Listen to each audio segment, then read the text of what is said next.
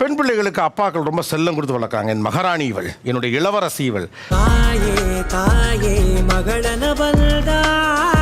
வளர்ந்த பிறகு அவங்க திருமணம் செய்து கொடுக்கப்படுகிறது. அதுக்கப்புறம் இப்படி மாப்பிள்ளைங்கலாம் வந்துடுறாங்க. ஆனால் சிக்கல் எங்கே வருதுன்னா, என்னப்பா திருமணத்திற்கு பிறகும் அவர் டாட்ஸ் லிட்டில் பிரின்சஸ் ஆகவே இருக்கிறார். கல்யாணத்துக்கு பிறகும் டாட்ஸ் லிட்டில் பிரின்சஸ் ஆகவே இருந்து இப்படிலாம் பண்ணா எப்படி? ரொம்ப கஷ்டம் ப்ரோ, ரொம்ப ரொம்ப கஷ்டம் ப்ரோ. இப்படி இருந்தா நியாயமான ஒன்று இருக்கும்ல, என்னது அது? சின்ன இன்சிடென்ட் தான் சார். டின்னருக்கு சார் ஒரு தக்காளி சட்னி இருந்தால் நல்லா இருக்குமே அப்படின்னு நான் சொன்னேன். என்னடா கேட்ட? பணமா? ஆமா, ஒரு 2000 ரூபாய் கூட. வெறுக்கு வெறுக்குன்னு போயிட்டாங்க. எல்லாம் பண்ணிட்டு இருந்தாங்க. ஆனால் ஃபேஸில் மட்டும் ஒரு ரியாக்ஷன் இருந்தது. எங்கள் அப்பா வந்திருந்தா இந்த வேலை செய்ய சொல்லியிருப்பாரா, சாப்பிடும்போது போய் நீங்கள் வேலை வாங்குற நீ அப்படின்னு சொல்லிட்டு அப்பான்னு அழ ஆரம்பிச்சிட்டாங்க சார். டக்குன்னு வந்து சாப்பிட உட்காந்தாச்சு. சரி ஏதோ இருக்கிறத வச்சு அட்ஜஸ்ட் பண்ணிக்கலாமேன்னு இல்லாமல் அந்த டைமில் அவர் தக்காளி சட்னி கேட்கும்போது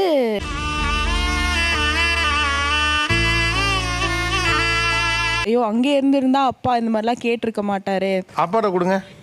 நானா? என்ன கொடுத்துருக்க நீ? இப்போ சாப்பிட உட்காடுறீங்க, மிளகாப்பொடி என்னதான் இருக்கு, ஆனால் நல்லா சாப்பிடும் போல ஒரு ஃபீல் ஆகுது. அப்போ ஒரு சட்னி அரைச்சு கூட அப்படின்னு கேட்டிருக்கீங்களா இல்லையா? கேட்டிருக்கேன். எனக்கு எதிரிங்க வெளியே இல்லடா, கூடவே இருக்கீங்க. அப்பா கேட்டிருக்காரு சார். நம்மளை வந்து அந்த பிரின்சஸ் லெவலே எடுத்துட்டு போயிட்டார்ல. இப்போ நம்ம சிம்பிளா ஒரு சுச்சுவேஷன் ஆப்போசிட்டாக திருப்புவோம். நான் முடியாது, நீ இருக்கிறத சாப்பிடு அப்படின்னு நீங்கள் சொல்கிறீங்க. உடனே அவர் சொல்கிறாரு, எங்கள் அம்மா வரதா இப்படி செய்வாங்களா அப்படின்னு கேட்குறாரு. அப்போ எப்படி இருக்கும்? சாரி, எனக்கு தெரியாது. அப்போ நான் அம்மா கிட்ட தான் கேட்கணும்னு சொல்லியிருப்பேன்.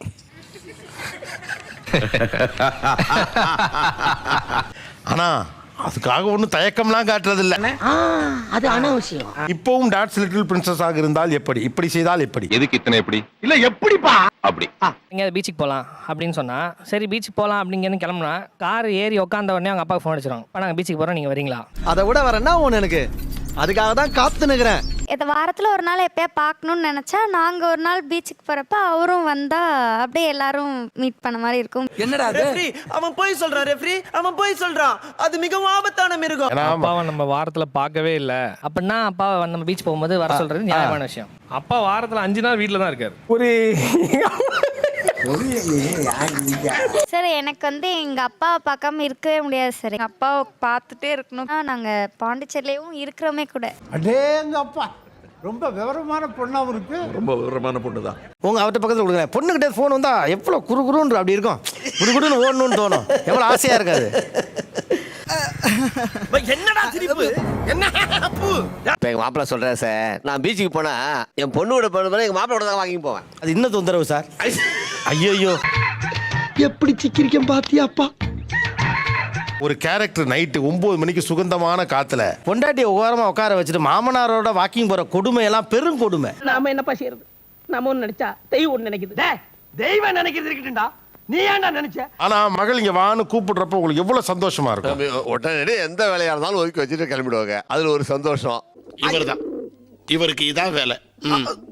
ஆனா நல்லா இருக்கேங்க அவர் சொல்லல. அது ஒரு வாட்டி 2 வாட்டி பண்ணும்போது நல்லா இருக்கும். கரெக்டா பேசுறான்டா அவன். நான் கூட சரியா நல்லா பேசுறான்டா. சார் இன்னொன்று சொல்லட்டுமா? எங்கள் ஹனிமூனுக்கே மாமனார் மாமியாரும் கூட தான் வந்தாங்க. நான் உன் கூட தாமா இருந்து பேசணும்னு ஆசைப்படுறேன். பட் உன் ஹஸ்பண்ட் பாரை ஏத்திட்டே போறாரு. எங்க போனாலும் எங்க அப்பா தான் கூட்டு போவாரு. எப்பயுமே தனியா அனுப்பிச்சா அவருக்கு ஒரு பயம். ஏன் அது வந்து ஈவன் எங்கள் மாமனார் மாமியார் அதான் சொன்னாங்க, என் பையன் சின்ன பையன், அவனுக்கு வந்து விவரம் பத்தாது, நீங்களும் போயிட்டு வாங்க. ஒரு சிறிய இடைவேளைக்கு பிறகு தொடர்ந்து பேசுவோம் சிறப்பு விருந்தினர்களோடு. விளங்கிரும். சிறகடிக்க ஆசையினுடைய கதாநாயகர் வெற்றி வசந்த் அவர்கள். சித்தப்பு நீங்க எப்போ வந்தீங்க?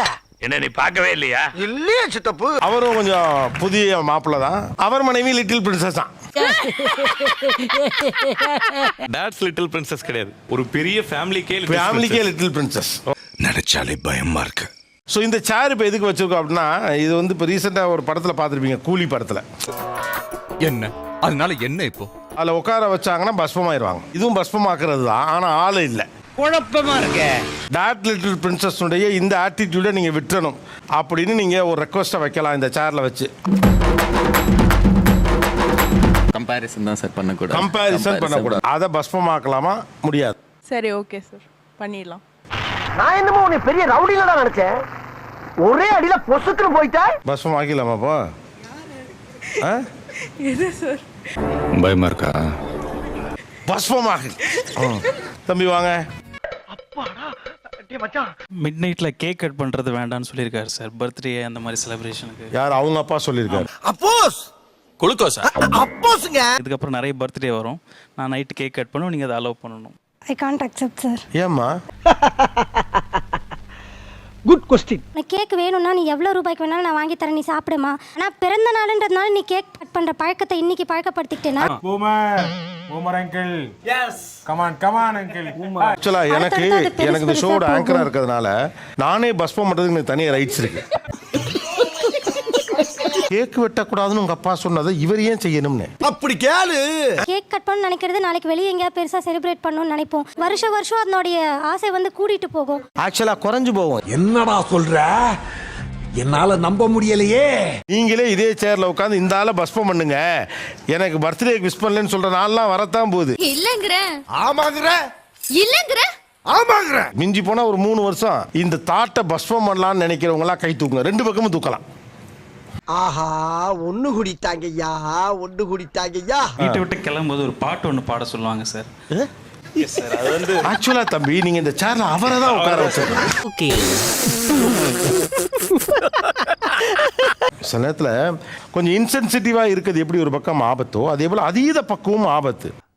ஆமா, மறந்தே போச்சுடா. டெய்லி பேசிஸில் எல்லாத்தையுமே அப்டேட் பண்ண வேணாம். பாத்ரூமில் ஒரு லைட்டு போயிருக்கோம், உடனே அவங்க ஃபோன் பண்ணி ஹலோ ஹலோ, லைட் ஒன்று போட்டோம்லப்பா, அந்த லைட் போட்டு 6 மாதம் தான்ப்பா ஆகுது, அதுக்குள்ளே போயிடுச்சுப்பா அப்படின்னு இவங்க சொல்லுவாங்க. அவங்க அப்பா ஒன்று என்னம்மா சொல்கிறேன், ஐயோ என்னங்க என்னடா சொல்கிற, ஏங்க அதுக்குள்ளே போயிடுச்சா, உடனே மாற்றிடுமா, எந்த கம்பெனிமா வாங்குறேன், இப்போ அந்த கம்பெனி வாங்கினியா, இப்போ அந்த வாங்காதம்மா, இப்போ வேற வாங்கிடுமா. தினசரி அன்றாட நடவடிக்கைகளை அப்பாவிடம் அப்டேட் செய்யக்கூடாது. அப்டேட் செய்யறதுனால இவர் எந்த அளவுக்கு பாதிக்கப்பட்டிருக்காரு. சனியனுக்கு தந்தி அடிச்சுட்டு இனி உன்னை ஆண்டவனால கூட காப்பாற்ற முடியாது. இப்போ இப்படி வச்சுக்கோ, இது பாத்ரூம் சரியா, இது பல்பு. இப்போ இந்த பல்பு ஃபியூஸ் ஆயிடுச்சு. ஏன் திமுங்களா? எப்படி? அதான் முதல்ல நானும் யோசிக்கிறேன், ஆனா எதுவும் வரமாட்டேன். நீங்க இந்த போன் எடுத்து, தம்பி உங்க பேர் என்ன? சீனி. நம்ம வாங்கின அந்த குண்டு பல்பு உடஞ்சிருச்சு, வரையில ஒரு பல்பு வாங்கிட்டு வா, இவ்வளவுதானே. இதுக்கு ஏன் பாண்டிச்சேரியில் ப்ளூ சட்டை போட்ட ஒருத்தருக்கு போனை போட்டு அவருக்கு அப்பா பல்பு வெடிச்சிருச்சுப்பா நக்கல்யா அவனுக்கு. இல்ல சார், ஃபர்ஸ்ட் அந்த 2 பல்பை நானும் எங்க ஹஸ்பண்டும் சேர்ந்து தான் வாங்கியிருப்போம். அது வீணாயிட்டதுனால எனக்கு ஒரு டவுட் வந்துருச்சு. ஏன் மேல சந்தேகப்படுறியா தேவா? எங்க அப்பாட்ட கேட்டு ஏன் அவர் வாங்கினா அந்த நல்லா டிபார்ட்மெண்ட் இருக்குமோ, ஒர்க் பண்றாரா? எது பண்ணாலும் எங்க அப்பா கரெக்டா தான் சார் பண்ணுவாரு. சிம்ரன்ஸ், என்னடா இது? என்னம்மா இது? ஒரு பல்பு வாங்க இவனுக்கு தெரியாதா? ஒரு அசிங்கமாய் போச்சு குமார். எங்க அப்பாவும் என்ன பாக்குறதுக்கு ஆப்பிள் வாங்கிட்டு வராரு. எங்க மாமியாரே சொல்லுவாங்க, உங்க அப்பா வாங்கிட்டு வர ஆப்பிள் மாதிரி இல்ல, என் பிள்ளைக்குலாம் ஆப்பிளே வாங்க தெரியல. எங்க மாமியாரே சொல்லுவாங்க. அட பாவி சண்டாளா, நீயாடா என்ன கொலை பண்ண பார்த்த? எங்க அப்பா இன்னைக்கு என்னமா வீட்டுல நடந்துச்சுன்னு கேட்பாரு. தம்பி நீங்க சேர்ல அவரை தான் வச்சிருக்கணும், ஏன்னா அவர் தான் கேட்கிறாரு. என்னடா இழிச்சவாய பாருங்க. நைட்டு 12 மணிக்கு ஃபோன் போட்டு பா தூங்கிட்டியா அப்படின்னு ஒரு கேள்வி கேட்பாங்க. அந்த இடத்துல ஒரு சின்ன கரெக்ஷன். அப்படிலாம் கேட்க மாட்டேன் சார், நான் மெசேஜ் போடுவேன். எங்க அப்பாவுக்கு வாட்ஸ்அப்ல டபுள் டிக் ஆனாதான் கால் பண்ணுவேன். உங்க ஃபேமிலில எதையுமே சிம்பிளா பண்ண மாட்டீங்களா? அச்சா, என் பக்கத்துல ஒருத்தன் தீஞ்சி போய் உட்காந்து வரான்டா. அப்ப எங்க அப்பா பக்கத்துல இருப்பார் சார், நான் பேசிடுவேன் சார். இப்ப அந்த மாதிரி பேச முடியலல்ல. இப்போ நான் பக்கத்தில் இருக்கேன்ல சார். அப்ப நான் மட்டும் நான் இழிச்சவாயடா. பேசிட்டு தானே சார் இருக்கேன் பக்கத்துல. இப்ப அவர் சொல்றது என்னன்னா, உங்களுக்கும் இவருக்கும் நடுவுல அவர் வியாபித்து இருப்பதாக அவர் ஃபீல் பண்றார். ஒண்ணு இல்லையா? அதேதான். நீங்க போங்க. அவருக்குமே இது அன்வான்டா என்ன ஆயிடுதுன்னா, எல்லாத்துக்குமே நம்மளோட டெசிஷன் அவங்களுக்கு தேவைப்படுதோ அப்படின்னு நம்மள அவர் இன்னும் சின்ன பசங்களாவே பார்த்துக்கிறாரு. சொன்னேன் என் மனசுலயே அதான், என் மாமா மனசுலயே அதான். ஓகே, நான் அக்செப்ட் பண்ணிக்கிறேன். அக்செப்ட் பண்ணுங்க. ஓகே, இதை பஸ்பம் பண்ற அத்தாரிட்டியை நான் வந்து அங்கிள்கிட்ட கொடுக்குறேன். சாம்பார் ஆப் எனக்கு. ஆனா இப்ப கிடைக்க மாமனார் கிடைக்க கொடுத்து வைக்கிறேங்க. மனுஷன் சிரிச்ச மேனிக்கு எவ்வளவு சந்தோஷமா. அப்படியா? ரொம்ப சந்தோஷமாலா. நம்ம போலாம் வாடி. என்னங்க? வரட்டா.